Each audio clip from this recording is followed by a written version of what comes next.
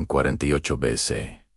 After his decisive victory at Pharsalus, Julius Caesar chased his rival, Pompey, all the way to Egypt, the hinterland of pharaohs, the Nile, and simmering royal conspiracies. But what was meant to be a brief pursuit soon pulled Caesar into one of the most dangerous and unexpected conflicts of his life, the siege of Alexandria. When Caesar's ships finally docked, he had no idea that Pompey was already dead, murdered by those hoping to curry favor with Rome's new master. Pompey's severe head was presented to Caesar as a gift, but instead of celebrating, Caesar was horrified and grieved. Pompey had once been his son-in-law, a trusted ally, and then a formidable enemy, but, even as a rival, he never deserved such a humiliating end. This treacherous act was not a sign of friendship, but a dark omen of the dangers that lay ahead in this foreign land. In the heart of Alexandria, Caesar found himself entangled in a bitter royal power struggle between the young Pharaoh Ptolemy XIII and his ambitious sister, Cleopatra VII. While Ptolemy's court tried to keep Caesar isolated, Cleopatra made a legendary move. Under the cover of night, she had herself smuggled into the palace, famously wrapped inside a carpet, to gain a secret audience with the Roman general. It was a bold gamble that would forever change the history of both Egypt and Rome.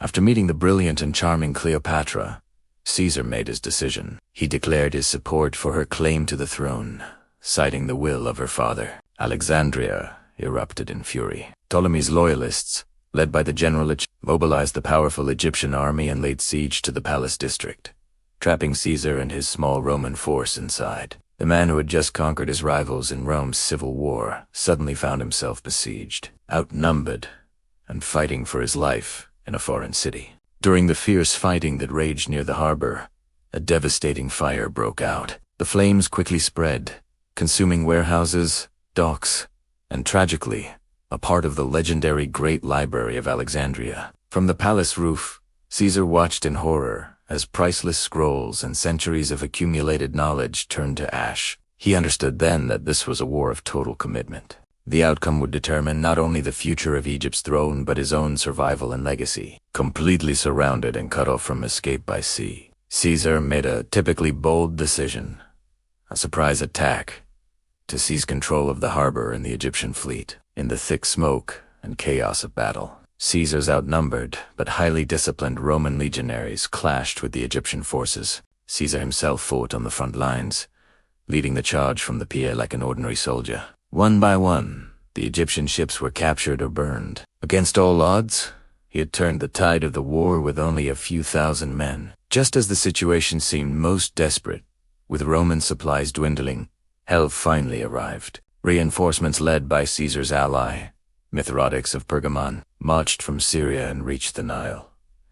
In a decisive battle near the river, the Egyptian army finally collapsed. The young king, Ptolemy XIII, tried to flee in a small boat, but it capsized in the chaos. Weighed down by his golden armor, the pharaoh drowned in the cold waters of the Nile, bringing his reign to an abrupt end. With her brother gone, Cleopatra became the undisputed queen of Egypt. After months under a grueling siege, Caesar finally stood victorious in the grand palace of Alexandria. During his stay, he and the new queen formed a deep and powerful bond, a personal and political alliance that would send shockwaves through the Roman world and shape the future of its politics for years to come. Caesar's son with Cleopatra Caesarion would be a living symbol of this union. The Alexandria campaign was not Caesar's largest battle, but it was the war in which he came closest to losing everything. It was a crucible that tested his military genius, his political instincts, and his sheer will to survive. This conflict revealed the true nature of Rome's greatest general: audacious, resilient, and absolutely unyielding, even when cornered. From the shores of Egypt, a victorious Caesar would continue his unstoppable march toward becoming the most powerful man in Rome. Thank you for watching, and be sure to subscribe for more epic history.